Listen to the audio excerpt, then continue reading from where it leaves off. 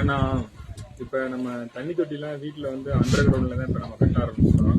அதனால வந்து இப்போ பஞ்சாயத்து லைன் ஏதோ ஒரு லைன் நம்ம கொண்டுட்டு வரோம் அப்படின்னா நம்ம உள்ள தண்ணி விடுறோம்.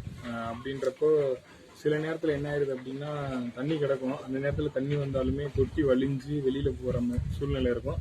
ஏன்னா நம்ம வந்து கீழே தான் நம்ம வால் வச்சிருக்கோம். அந்த மாதிரி நேரத்துல நம்ம வந்து இந்த மாதிரி ஃப்ளோட் வால்வு போட்டுக்கிட்டோம்னு வச்சுக்கோங்களேன். இப்ப தண்ணி வரும்போது மட்டும் இது ஒரு குறிப்பிட்ட லெவல்ல இது நம்ம வச்சிட்டோம் அப்படின்னா இந்த பால் கீழே இருக்கிற லெவல் வந்து நம்ம தண்ணி தொட்டிக்குள்ள கீழே இருக்கு அப்படின்னா இது வந்து தண்ணி ஃபில் ஆகிக்கிட்டே வரும்.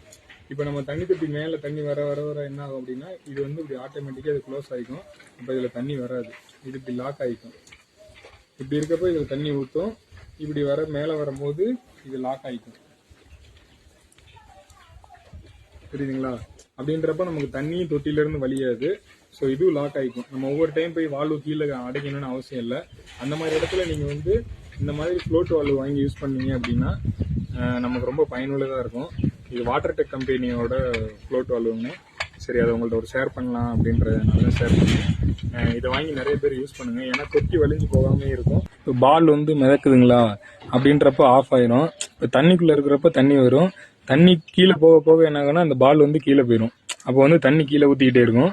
தண்ணி ஃபில் ஆனும் போது இந்த பால் வந்து மேலே வந்துடும். அப்போ ஆட்டோமேட்டிக்காக இது லாக் ஆயிரும். இந்த உள்ள இந்த நாப் இருக்குங்களா, இது ஆட்டோமேட்டிக்காக லாக் ஆயிரும். அப்படின்றப்ப நமக்கு வந்து தண்ணியே வேஸ்ட் ஆகாது.